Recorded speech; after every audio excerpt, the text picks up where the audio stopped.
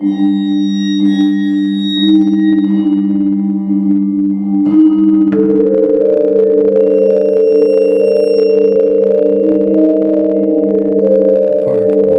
The New Beginning. Sarah Matthews was thrilled to find the quaint Victorian house on Elm Street, nestled between overgrown trees. It had an old-world charm she couldn't resist, with its wraparound porch and stained glass windows. The house was like something out of a fairy tale. The rent was suspiciously cheap, but Sarah dismissed her doubts. After all, she was starting a new chapter in her life, leaving behind the chaos of the city. For the peace of this small town dot as she unpacked her boxes, Sarah noticed how quiet the house was. Too quiet, almost as if it were holding its breath. The wooden floors creaked under her feet, and the shadows in the corners seemed a little too dark. But she brushed off the unease, attributing it to her nerves. She was alone in this new place. After all, that first night, Sarah settled into bed, the silence wrapping around her like a blanket. The only sounds were the ticking of an old clock in the hallway and the occasional groan of the house as it adjusted to the cool night air. She fell asleep quickly, lulled by the peace she had craved for so long, but just as sleep began to claim her, she was jolted awake by a sound of faint, almost imperceptible whisper. She sat up, holding her breath, straining to hear. The whispering stopped, leaving her in silence. Convinced it was just her imagination, Sarah shook her head and lay back down, pulling the covers tightly around her. But sleep wouldn't come easily that night. Part 2. The Growing Fear.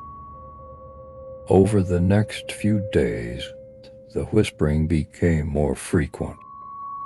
It always began just as Sarah was about to fall asleep, a soft, indistinct murmuring that seemed to come from within the walls.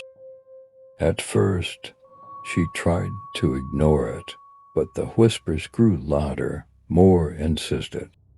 They were impossible to understand, like a conversation held just out of earshot.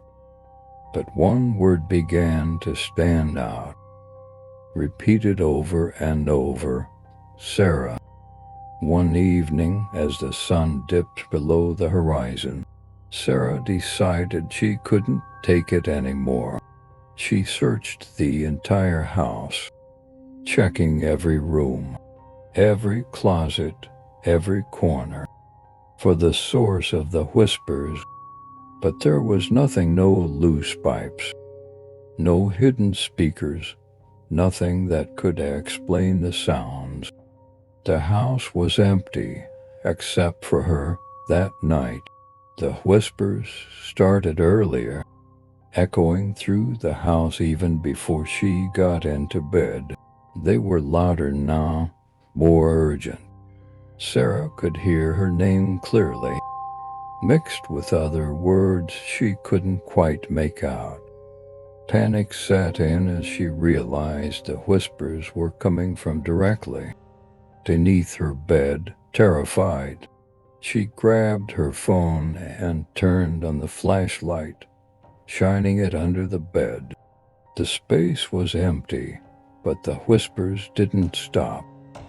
They grew louder, and for the first time, they were accompanied by something else, a cold, invisible touch that brushed against her skin, sending a shiver down her spine. Sarah backed away from the bed, her heart pounding in her chest. She didn't sleep that night. instead huddling in a corner of the living room, the whispers haunting her until dawn. Part 3. The Descent into Darkness. By the next morning, Sarah was exhausted and desperate. She contacted the landlord, demanding to know the history of the house. He was evasive at first, but eventually he relented. The house had been abandoned for years. After the previous owner, a woman named Margaret, disappeared without a trace, the locals believed the house was cursed, that it held something dark and malevolent within its walls. Sarah's blood ran cold as she listened to the landlord's words. The whispers, the cold touch, the growing sense of dread, it all made sense now. She wasn't alone in the house. Something was there with her. Something that had been waiting for years. That night, Sarah decided to leave. But as she packed her bags, the whispers started again, louder than ever. They echoed through the house, surrounding her, suffocating her. The lights flickered, and the temperature dropped sharply. The shadows in the corners of the room seemed to stretch and twist, taking on forms that were almost human. Then she felt it, a hand, icy cold, closing around her wrist. She screamed, pulling away, but the grip tightened, pulling her towards the darkness. The whispers grew deafening, a cacophony of voices all speaking at once. Their words finally clear. "Stay with us, Sarah." Desperately, she fought against the invisible force, but it was too strong. She was dragged across the floor, the cold hands pulling her towards the basement door, which now stood ajar, revealing a yawning black void. The last thing she saw before she was pulled into the darkness was her own reflection in the hallway, her eyes wide with terror, and behind her a shadowy figure with a twisted smile. Part 4. The Final Revelation. Days passed, and the house on Elm Street remained eerily silent. The neighbors noticed Sarah's absence, but none dared to enter the house. They had heard the whispers, seen the flickering lights, and felt the chill in the air. They knew the house was alive, feeding on fear, waiting for its next victim. Weeks later, a new family moved into the house, unaware of its dark history. The whispers in the dark began again, softly at first, but growing louder with each passing night.